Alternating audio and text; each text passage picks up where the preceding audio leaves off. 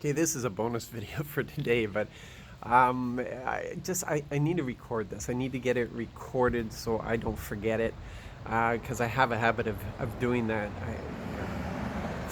If I don't write it down, if I don't record it, I forget it. So I've really been, since Daniel, contemplating this whole thing of cost, what it costs. So I was considering with Jeremiah and Ezekiel as well, but Daniel was called in a different way than Jeremiah and Ezekiel. Um, we could probably identify more with Daniel than we can with the other two, and we look at the costs. And so that brings me to what Jesus was saying when he said, "Hey guys, count the costs before you get into this. Count the costs." And he gave the example of unfinished work and how if you start to build a house and you only have the money for the foundation, and you can't finish it, then that place will be known as your failure.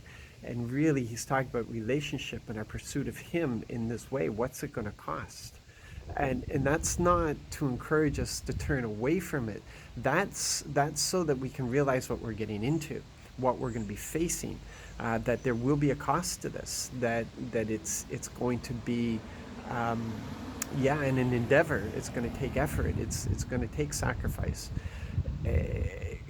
He wants us to have the heads up on this so that we don't get partway through it and get discouraged. Because at the same time, he said that whoever puts his hand to the plow and turns back is not worthy of the kingdom. It's so there's people who want to be prophets. There's people who want to be preachers. There's people who want to be teachers.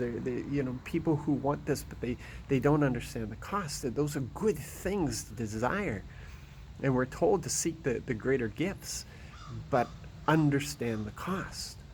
Stop and consider what this is going to cost. Again, not so that you would change your mind, not so that you turn away from it, but so you won't be discouraged as the cost starts coming in.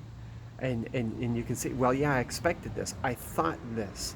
Yeah, this is what I thought it was going to be, and that's okay. I counted on this. Because if you get into some of this stuff and you didn't realize what a cost it's going to be, you're going to say, whoa, this isn't worth it, and walk away from it. And that's exactly what Jesus was warning us against.